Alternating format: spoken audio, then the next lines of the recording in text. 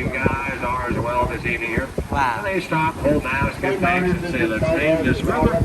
Why, of course, after St. Anthony, because it was his feast day after all, June 13th.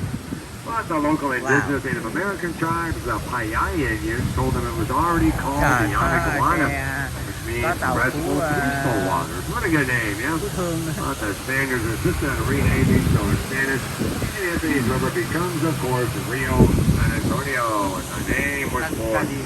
If you think about it for a quick moment here, guys, if they had been even a day or two earlier, or later, well, I guess we'd have a different name now, wouldn't we, huh? Somebody else's feast day, right? But then 27 years later, comes finally May 1st, 1718, when the town began 306 years ago. They come back to the river and this time stay to build the first of what later became 5 Spanish colonial missions. Give the new name of the river to both the town San Antonio and the mission, calling it Mission San Antonio de Valero. Today we call that former mission the Alamo. So whether you've been to the Alamo or not, it's not open right now. But we'll be talking about it throughout the tour here.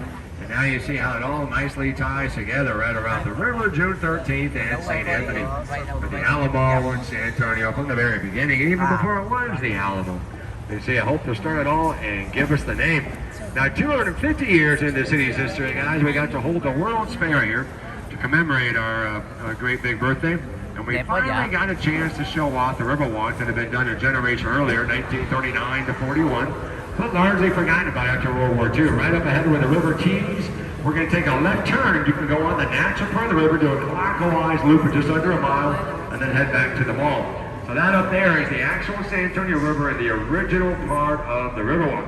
Where we are right now, guys, is 4 feet deep. It's carved in the bottom. This was man-made. This was dug out as the first extension of the river in the late 60s to literally connect the Riverwalk with the fairgrounds behind me off to my left, a little more than a quarter mile down that way. And that is now mainly the convention center. We won't be going in there. We're doing repair work. So we'll come back and head back behind me to my right where we began over there at the mall. That opened up in 1988.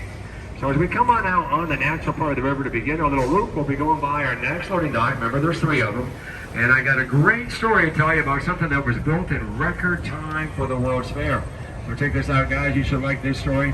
Right here where I'm pointing, way up high here, you see where it says Hilton Palacio del Rio Palace on the river. So check this out, guys. We didn't get started building that hotel until quite late, for one thing. So we had crews work around the clock in staggered shifts. Built it so fast, y'all, the hotel is now in Guinness World Records as the fastest hotel of its size ever built. We had 21 floors, almost 500 rooms, and we did the whole thing in just 202 days. Start to finish, less than 7 months. Now what's even more amazing, guys, is the way we did it. So check this out. Because we got started so late, yeah, we quickly learned we just didn't have enough time.